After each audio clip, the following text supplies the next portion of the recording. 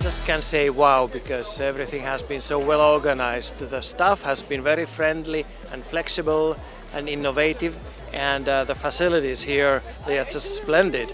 Very new, high quality, everything has been functioning well, no delays, no technical problems, so I'm very happy.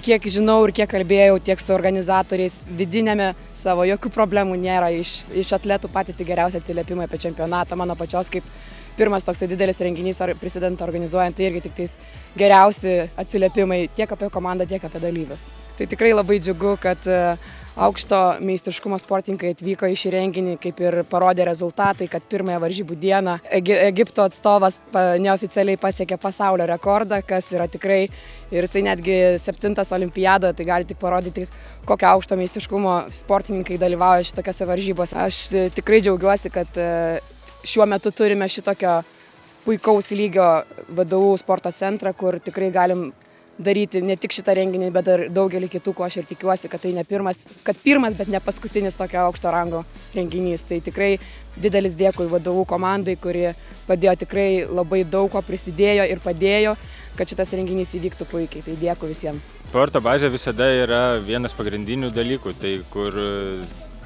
graži ir patogi ir funkcionali bazė padaro pusę darbo ir varžybos tampa daug paprasčiau organizuojamos ir žiūrovui prieinamos ir įvaizdis daug geresnis. Tai labai džiugu, kad Vytauto Didžiojo universitetas turi tokią bazę ir tik norėčiau palinkėti, kad turėtų kuo daugiau tokių aukšto lygio varžybų ir ne tik penkiakojės ir plėstųsi.